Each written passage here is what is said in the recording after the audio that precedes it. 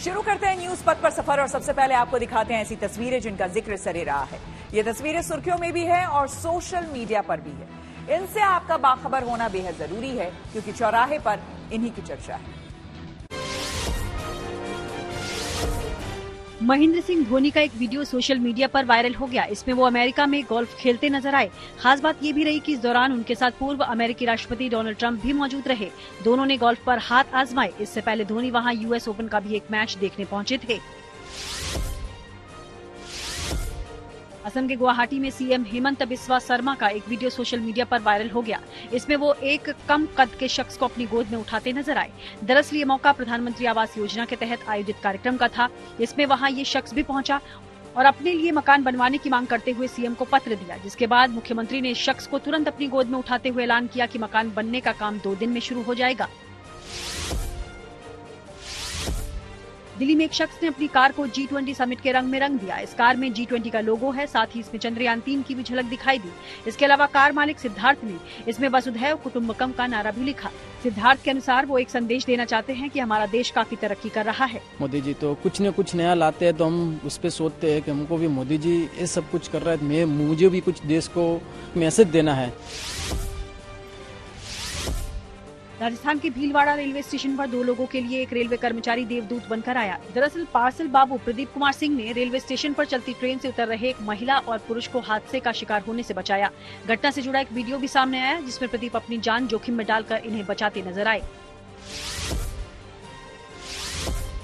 छत्तीसगढ़ के बस्तर में महाराष्ट्र की सीमा के पास नक्सलियों का एक वीडियो सोशल मीडिया पर वायरल हो गया। इसमें कुछ नक्सली जंगल में डांस करते दिखे। ये वीडियो सामने आने के बाद पुलिस अलर्ट हो गई और इनकी तलाश में जुट गई।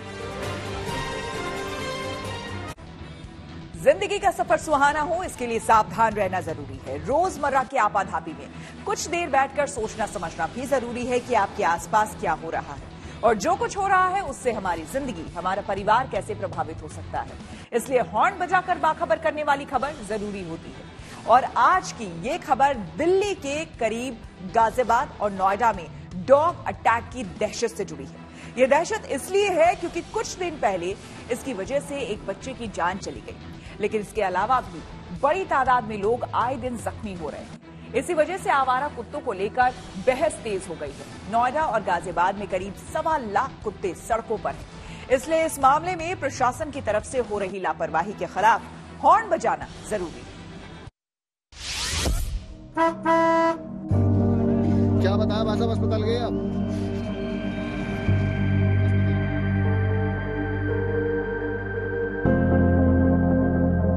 पिता की बाहों में तड़पते बेटे की ये तस्वीर भुलाई नहीं जा सकती।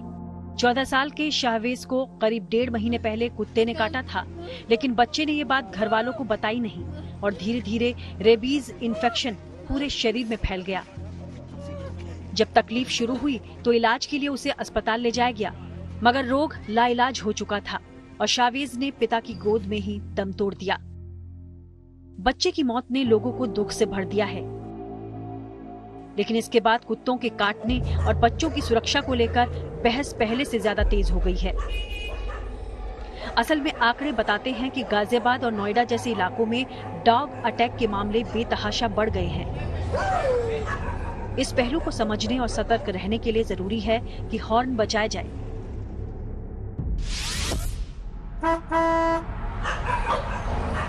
सबसे पहले आपको बताते हैं डॉग अटैक के मामले में गाजियाबाद और नोएडा चर्चा में क्यों है। एक आंकड़े के अनुसार गाजियाबाद और नोएडा में हर दिन करीब 400 लोग डॉग अटैक का शिकार होते हैं। इन दोनों इलाकों में 1.25 लाख से ज्यादा कुत्ते टहल रहे हैं, जिनमें आधे से ज्यादा कुत्तों की नसबंदी भी नहीं हुई है। इस तरह हालात ऐसे हैं कि राह चलते किसी को भी आवारा कुत्ता काट सकता है। डॉग अटैक से घायल होने वाले में बड़े भी हैं और बच्चे भी, पुरुष भी हैं और महिलाएं भी। किसी को मामूली जख्म आते हैं तो किसी की जान पर बनाती है और किसी की जान चली जाती है। चिंता तब और बढ़ जाती है जब सड़कों जैसे हालात सोसाइटी में नजर आते हैं। हालांकि सुरक्षा के लिहाज से वहां डॉग से परेशानी नहीं होनी चाहिए, लेकिन है। सोसाइटी के गेट के आसपास आवारा कुत्तों की मौजूदगी लोगों के लिए समस्या है, लेकिन कई बार पेट रखने वालों की लापरवाही भारी पड़ती है। कुछ महीने पहले गाजियाबाद की एक सोसाइटी की लिफ्ट में कुत्ते ने एक बच्चे को काट लिया। जिस महिला का कुत्ता था उसे इस घटना से कोई फर्क तक नहीं पड़ा। मुश्किल ये है कि ऐसी घटनाएं पहले से ज्यादा बढ़ गई हैं और सोसाइटी में झगड़े या तनाव की वजह बनती जा रही हैं। सवाल ये भी है कि प्रशासन आखिर क्या कर रहा है। 14 साल के शहबाज की मौत के बाद परिवार ने शिकायत की तो पुलिस ने एक महिला के खिलाफ मामला दर्ज किया है और नगर निगम ने उस कुत्ते का रजिस्ट्रेशन नहीं होने पर जुर्माना लगाया है।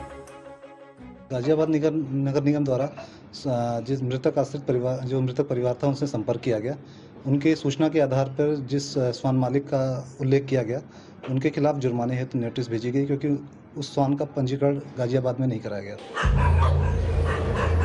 गाजियाबाद नगर निगम की दलील है कि आवारा कुत्तों के मामले में वो अपनी जिम्मेदारी निभा रहा है, लेकिन तस्वीर क्या है इसे जिला अस्पताल के आंकड़ों से जरा समझिए।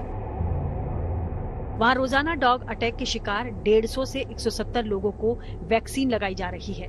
दावा है कि जनवरी से अभी तक करीब 25,000 लोगों को वैक्सीन दी गई है। हमारे अस्पताल में 150 से 160 के पेशेंट आते हैं लगभग, जिनको सभी को इंजेक्शन लगवा दिया जाता है। जनवरी से 23 अगस्त तक 25,000 इंजेक्शन लग चुके हैं।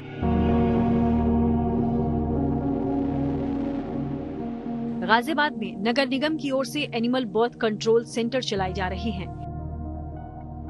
एक बड़े एनिमल बर्थ कंट्रोल सेंटर का प्रस्ताव भी है, लेकिन सच्चाई यही है कि 2013 से नसबंदी करने के बावजूद जिले में आवारा कुत्तों की संख्या 60,000 से ज्यादा हो चुकी है। कमोबेश इतने ही आवारा कुत्ते नोएडा में भी हैं। वैसे तो नोएडा अथॉरिटी ने कुत्ते पकड़ने के लिए 2 एजेंसियां हायर की हैं। इन एजेंसियों का दावा है कि हर महीने 1200 कुत्ते पकड़े जा रहे हैं। फिर भी जिले के सरकारी अस्पताल में हर साल करीब 40,000 एंटी रेबीज इंजेक्शन लगाए जा रहे हैं। डॉग अटैक के मामले देखते हुए नोएडा में इस साल अप्रैल से एक नई डॉग पॉलिसी लागू की गई, जिसके तहत डॉग पालने वालों के लिए गाइडलाइन भी जारी की गई है और भारी जुर्माने के प्रावधान भी हैं। लेकिन डॉग अटैक के मामले देखते हुए लगता नहीं कि गाइडलाइन का गंभीरता से पालन हो रहा है। इसलिए जरूरी है कि इसे लेकर हॉर्न बजाया जाए। Bureau report, good news today. Ghaziabad में बच्चे की मौत के बाद डॉग पर तीखी बहस हो रही है। बड़ी संख्या में लोग कुत्तों को खुले में खाना खिलाने का विरोध कर रहे हैं। दूसरी तरफ डॉग लवर्स की दलील है कि कुत्ते भी इसी समाज का हिस्सा है, उनकी देखभाल होनी चाहिए। हाँ, लेकिन प्रशासन को उनके वैक्सीनेशन की जिम्मेदारी गंभीरता से निभानी चाहिए। दूसरी जरूरी बात यह कि लोग भी अपनी जिम्मेदारी निभाएं। एक तय फीडिंग पॉइंट पर डॉग को खाना दिया जाए ताकि वो इंसानों के लिए खतरा ना बने। इसके साथ ही माता पिता या फिर घर के बड़ों को बच्चों के मामले में ज्यादा सावधान रहना होगा। बच्चों को ये बात समझानी होगी कि कुत्ता अगर काट ले तो ये मामूली बात नहीं है, वो इसे छिपाए नहीं। वक्त रहते अगर एंटी रेबीज इंजेक्शन नहीं दिया गया तो जान पर बन सकती है। सुनिए डॉक्टर्स क्या कहते हैं। रेबीज होने बाद इसका कोई इलाज नहीं होता, पहली प्रिकॉशन है। समाज पत्र से मालूम है कि वो जीटीबी और एम्स चला गया था। अच्छा सर, जो ये केस हुआ है, ऐसे में किसी और के साथ ये घटना पेश ना हो, तो ऐसे में क्या कुछ प्रिकॉशन है जो डॉग बाइटिंग की घटना के तुरंत बाद लोगों को लेने चाहिए? तुरंत बाद उसके घाव को तुरंत धो दे साबुन से अच्छे से, और इंजेक्शन टेटनस ऑक्साइड लगवा ले तो कुछ हद तक बच सकता है, और अर्लीस्ट उसको रेबीज वैक्सीन लगवा देंगे। अच्छा सर, क्या कुत्ते में भी कुछ लक्षण दिखाई देते हैं डॉग बाइटिंग की घटना के बाद, अगर वो रेबीज का इन्फेक्शन बताया जाता है कुत्ते की मौत भी हो जाती है? हाँ, कुत्ते में दिखाई पड़ता है, उसे बेचैनी है, कुत्ते का पागलपन होना, मुंह से लार लगातार चलना। तो ऐसे में वो कुत्ता अन्य लोगों के लिए भी खतरा हो सकता है? बिल्कुल समाज के खतरा हो सकता है। वर्ल्ड बैंक हुआ भारत का मुरीद। जी हाँ, ये आपको सीधे लिए चलते हैं न्यूज एक्सप्रेसवे पर, जहां देश भर की कुछ और जरूरी खबरें कर रही हैं आपका इंतजार। G20 समिट से पहले वर्ल्ड बैंक ने प्रधानमंत्री मोदी के डिजिटल इंडिया अभियान की तारीफ की। उसने कहा कि भारत ने पिछले 6 वर्षों में वो लक्ष्य हासिल कर लिया जिसे 47 साल का लंबा समय लग सकता था। दरअसल वर्ल्ड बैंक ने G20 के लिए पॉलिसी डॉक्यूमेंट तैयार किया है, जिसमें उसने भारत में जारी आर्थिक गतिविधियों की खूब तारीफ की, खासकर डिजिटल इंडिया की। इसके अनुसार पिछले वित्त वर्ष में भारत की नॉमिनल GDP का लगभग 50% के बराबर मूल्य का UPI लेन देन हुआ। प्रधानमंत्री मोदी ने इसके लिए जनता की भागीदारी को काफी अहम बताया। G20 शिखर सम्मेलन में देश के डिजिटल इंडिया अभियान की भी झलक दिखाई दे रही है। दिल्ली के प्रगति मैदान के भारत मंडपम यानी जिस जगह ये आयोजन हो रहा है, वहाँ डिजिटल इंडिया एक्सपीरियंस जोन भी बनाया गया है, ताकि मेहमान वर्चुअल रियलिटी के जरिए डिजिटल इंडिया यात्रा का अनुभव कर सकें। दिल्ली में G20 शिखर सम्मेलन के लिए सुरक्षा के कड़े इंतजाम किए गए। सड़क से लेकर आसमान तक तो पहरा है ही, साथ ही अब पुलिस ने यमुना नदी में भी पेट्रोलिंग तेज कर दी। दिल्ली पुलिस के अधिकारी खुद अपनी टीम के साथ यमुना में नावों पर गश्त करते नजर आए। इससे पहले पुलिस जवान ट्रैक्टर पर भी नदी किनारे पेट्रोलिंग करते दिखाई दिए थे। G20 के लिए दिल्ली के दूसरे इलाकों को भी खास तौर पर सजाया गया है। जामा मस्जिद और चांदनी चौक भी G20 के रंग में रंगे नजर आ रहे हैं। वहीं अक्षरधाम और दूसरी जगहों पर बने फ्लाईओवर पर भी शानदार पेंटिंग की गई है। G20 समिट के लिए NDMC ने भी खास तैयारी की है। उसने कमांड सेंटर बनाया है, जिससे पूरे इलाके पर नजर रखी जा सके। किसी भी जरूरत के लिए कमांड सेंटर पूरी तरह से तैयार है।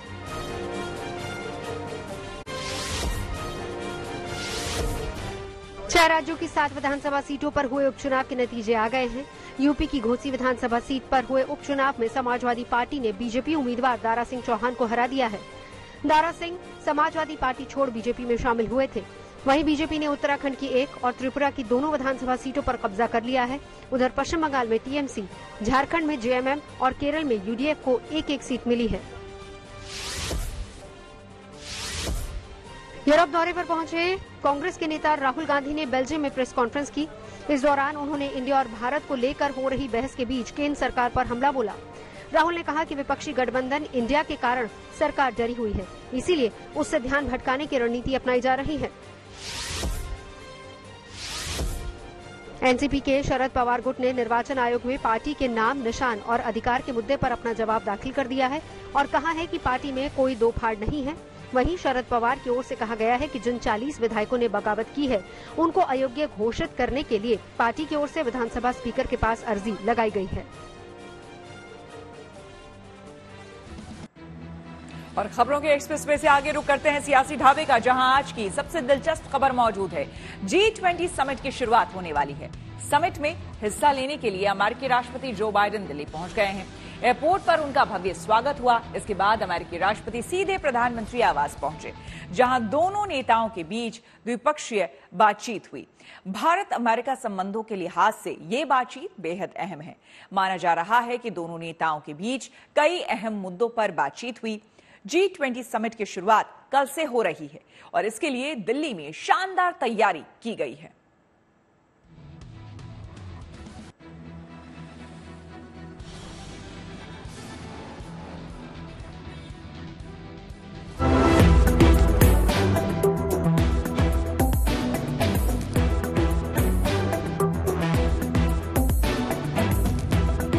G20 समिट के लिए दिल्ली पूरी तरह से तैयार है। मेहमानों के आने जाने, रहने, खाने और मनोरंजन के लिए शानदार इंतजाम है। भारत मंडपम में अलग अलग हॉल्स है और यहाँ पे ये क्राफ्ट बाजार है जो आप देख रहे हैं इसकी तस्वीर। यहाँ पे रिजर्व बैंक ऑफ इंडिया किस तरह से यूपीआई का जो एक्सपीरियंस है, डेलीगेट्स को भी यूपीआई का एक्सपीरियंस देने के लिए जो है खासा अरेंजमेंट्स किए गए हैं। भारत की अलग अलग राज्यों में जो परंपराएं हैं, जो संस्कृति है, चाहे वो पौराणिक काल से जो झलकियां हैं वो यहाँ पे मिलेंगी और अलग अलग आर्टिजन्स को यहाँ पे जाहिर तौर पे पहले से ही तैयार करने के लिए कहा गया था। G20 में हिस्सा लेने के लिए बड़े नेता इस वक्त दिल्ली में हैं। बाइडेन से लेकर शेख हसीना तक भारत आ चुके हैं। मेहमानों का एयरपोर्ट पर जोरदार स्वागत हुआ और भारत में इस सम्मेलन की तैयारियां देखकर वो भी दंग रह गए। I think there'll be many things that we'll be discussing here at the G20 under India's leadership, and I'm confident that we'll make very good progress on a range of different issues. I think G20 has been a huge success for India. India is the right country at the right time to be hosting this. 9 और 10 सितंबर पूरी दुनिया की नजर दिल्ली के भारत मंडपम पर होगी, जहां summit का आयोजन किया जा रहा है। यहां बातचीत के साथ साथ विदेशी मेहमानों को भारत की कला, संस्कृति, खान पान से रूबरू कराया जाएगा और इसके साथ ही आधुनिक भारत की झलक भी मेहमानों को दिखाई जाएगी। भारत मंडपम के रिसेप्शन के पास ही एक प्रदर्शनी लगाई गई है, जहां AI जैसी हाई एंड टेक्नोलॉजी का इस्तेमाल किया गया है। वहीं वॉल ऑफ डेमोक्रेसी में विदेशी मेहमान भारत के 5000 साल के लोकतंत्र के इतिहास से रूबरू होंगे। ये दीवार 26 स्क्रीन पैनल से मिलकर बनी है और हर पैनल में अलग अलग समय की कहानियां हैं। मेहमानों के मनोरंजन के लिए म्यूजिकल जर्नी ऑफ इंडिया का कार्यक्रम भी रखा गया है, जिसमें देश भर से आए 78 कलाकार परफॉर्म करेंगे। 2 दिन के इस समिट में सभी देश अर्थव्यवस्था और दूसरे मामलों में आपसी सहयोग पर चर्चा करेंगे। आपने शायद सुना होगा कि प्रधानमंत्री मोदी साहब ने ये कहा है कि भारत का जो डेवलपमेंटल मॉडल है, ह्यूमन सेंट्रिक डेवलपमेंट मॉडल, वो हम कैसे दुनिया को ले जा सकते हैं, G20 के माध्यम से कैसे हम अंतर्राष्ट्रीय तौर पे इसको पॉपुलराइज कर सकते हैं। हमारी देश के जो अनुभव है और जो हमारी मतलब आप कह सकते हैं अचीवमेंट्स हैं, वो हम कैसे बाहर मतलब अंतर्राष्ट्रीय लेवल पे ले जाएं और खास तौर से जो ग्लोबल साउथ विकासशील देशों को ले सकते हैं। खास बात यह है कि G20 समिट के दौरान प्रधानमंत्री नरेंद्र मोदी 15 वर्ल्ड लीडर्स से द्विपक्षीय बातचीत करेंगे।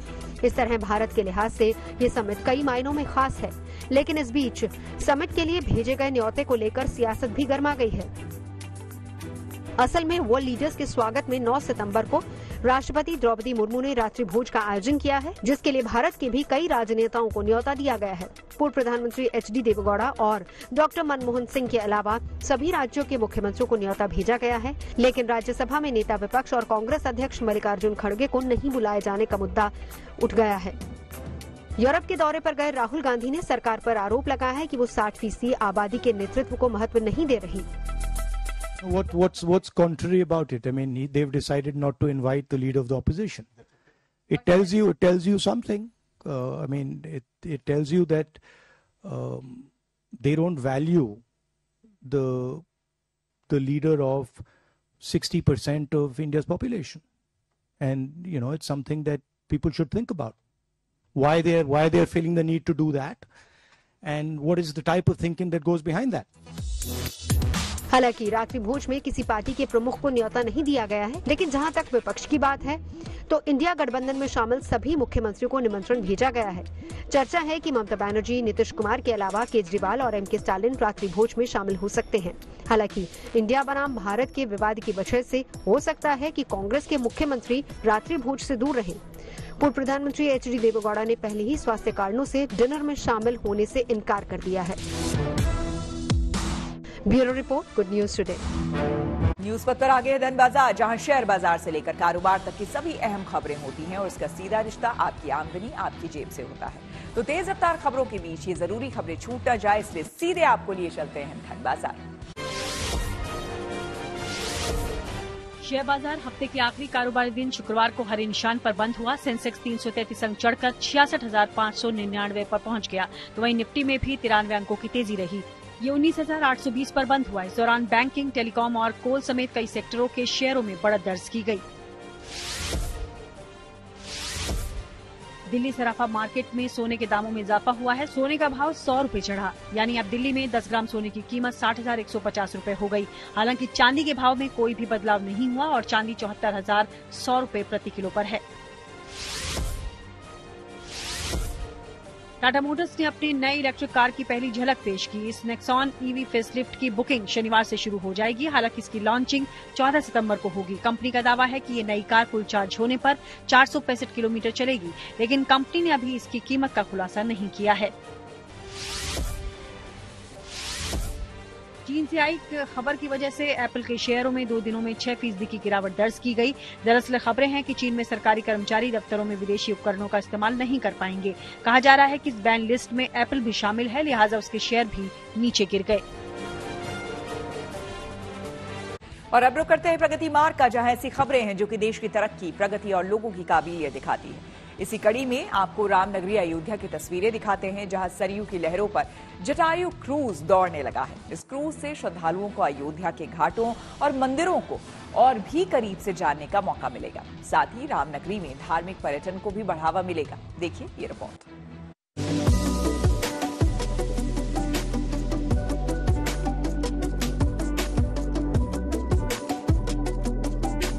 रामनगरी अयोध्या में घूमना फिरना अब और भी खूबसूरत और आसान हो गया है, क्योंकि यहाँ सरयू नदी की लहरों पर जटायु क्रूज दौड़ने लगा है। विधिवत मंत्रोच्चारण और पूजा पाठ के बाद जटायु क्रूज को क्रेन की मदद से सरयू नदी में उतारा गया।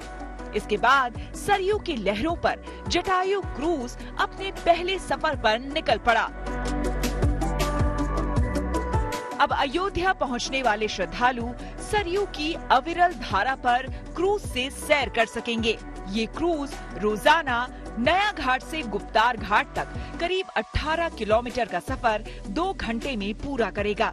इस दौरान क्रूज के सफर पर भक्तों को रामायण से जुड़ी कलाकृतियां दिखाई जाएंगी। ये अयोध्या के घाट हैं और ऐसे ही किनारे किनारे ये पूरा सफर शुरू होगा, जो अयोध्या के नए घाट से होते हुए लगभग 18 किलोमीटर की दूरी यानी आने की और जाने की पूरी करेगा एक बार में। इस क्रूज को बेहद खास तरीके से डिजाइन किया गया है। बाहर से दिखने में ये जितना खूबसूरत है, उससे कहीं ज्यादा क्रूज के भीतर सुख सुविधाओं का ख्याल रखा गया है। इस क्रूज में एक साथ करीब 100 लोगों के बैठने की क्षमता है। इसके साथ ही क्रूज में खाने पीने का भी इंतजाम किया गया है और इस धार्मिक सफर के लिए श्रद्धालुओं को 300 रुपए का टिकट लेना होगा। प्रभु श्री राम की नगरी में आने वाले श्रद्धालुओं को सरयू की लहरों पर मंत्र मुग्ध कर देने वाला ये सफर एक अलग अनुभव देगा। ये तो एक महज शुरुआत है। आने वाले दिनों में आपको कनक महल और पुष्पक विमान जैसे और बड़े क्रूज सरयू में तैरते नजर आने वाले हैं।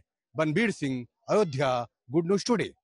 सफर में आगे पब्लिक होर्डिंग पर देश के स्वच्छ हवा वाले शहर से जुड़ी खबर है।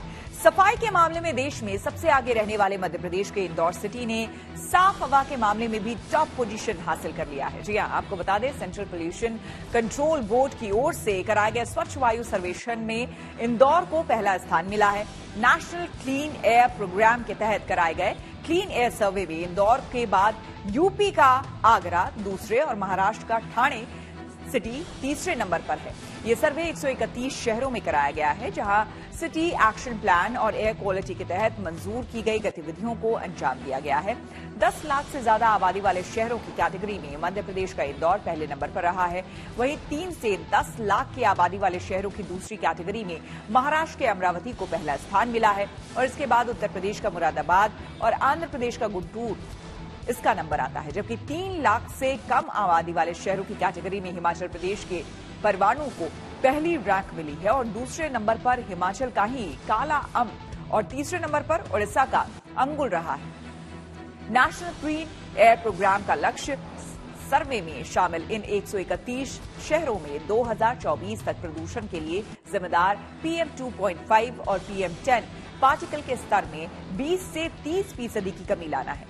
यही नहीं, केंद्र सरकार ने 2026 तक इन शहरों में PM 2.5 और PM 10 के स्तर में 40% की कमी लाने का नया लक्ष्य रखा है। गूगल लाएगा नया स्मार्टफोन। टेक्नोलॉजी से जुड़ी ऐसी ही हर एक जरूरी खबर को जानने समझने के लिए आपको लिए चलते हैं डिजिटल गली। सैमसंग ने गैलेक्सी A54 5G को नए रंग में पेश कर दिया। इस बार कंपनी ने इसे ऑसम व्हाइट कलर में लॉन्च किया। इस स्मार्टफोन में 8 GB रैम और 256 GB स्टोरेज मिलता है। कंपनी ने इसमें 32 मेगापिक्सल का सेल्फी कैमरा और 50 मेगापिक्सल का ट्रिपल रियर कैमरा दिया है।